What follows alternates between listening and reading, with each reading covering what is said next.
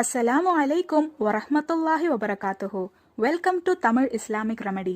இன்னைக்கு நம்ம வீடியோல நம்ம மனசுல இருக்கிற கவலைகளை நீக்க ஒரு அற்புதமான அமலை தான் பார்க்க போறோம். நம்ம எல்லாருக்கும் மனசுல அளவில்லா ஆசைகளும் தேவைகளும் இருக்கும். சில நேரங்கள்ல அந்த தேவைக்காக ஓடும்போது பல பிரச்சனைகள் ஏற்பட்டு அதனால நம்ம மனசு கவலை அடையலாம். வேறு சில நேரத்துல நம்ம ஆசைப்பட்டது கிடைக்காம போறதுனால ஏற்படுற மன உளைச்சலா இருக்கலாம். அல்லாஹு தாலா இந்த உலகத்துல இருக்கிற எல்லா நபர்களுக்கும் ஏதாவது ஒரு விதத்துல கவலைகளை கொடுத்து சோதிப்பான். இந்த மாதிரி நேரத்துல நம்ம செய்ய வேண்டிய முதல் முக்கியமான அமல் தான் குரான் ஓதுறது. அல்லாஹு தாலா பூமிக்கு இறக்குன மிக சிறந்த நியமத்து தான் குரான். எப்ப நமக்கு கவலை ஏற்பட்டாலும் ஒலு செஞ்சு கிபிலாவை முன்னோக்கி உட்கார்ந்து குரான் ஓதி பாருங்க.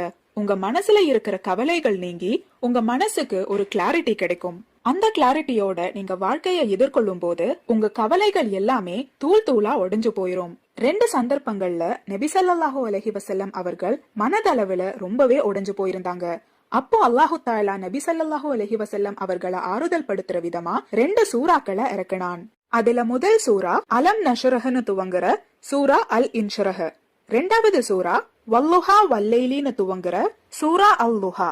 இந்த சூறாவை நபி ஸல்லல்லாஹு அலைஹி வஸல்லம் அவர்கள் எப்போல்லாம் மிகுந்த மன வருத்தத்துல இருப்பாங்களோ அப்பெல்லாம் ஓதுனாங்க. அதனால நம்மள ஒரு துன்பம் தீண்டும் போது நம்ம முதல்ல செய்ய வேண்டியது குரான் ஓதுறது. 2வது லா ஹவுல வலா குவத்த இல்லா பில்லா. லா ஹவுல வலா குவத்த இல்லா பில்லா. இந்த திக்கரையும் நம்ம அதிகப்படியா ஓதணும். இந்த துவாவை ஓதும் நபர் தனது சோதனைகள், வேதனைகள் மற்றும் சிரமங்களிலிருந்து விடுபடுவார். ஏனெனில் இதில் 99 நோய்களை குணமாக்கும் ஆற்றல் இருக்கின்றன என்று நபி ஸல்லல்லாஹு அலைஹி வஸல்லம் அவர்கள் நமக்கு கற்று தந்திருக்காங்க. அதனால இன்ஷா அல்லாஹ் எப்போல்லாம் நம்ம மனசுக்கு பிடிக்காத விஷயங்கள் நடந்து நம்ம மனசு கஷ்டப்படுதோ அப்போல்லாம் இந்த ஒரு திக்கரை அதிகப்படியா ஓதுங்க.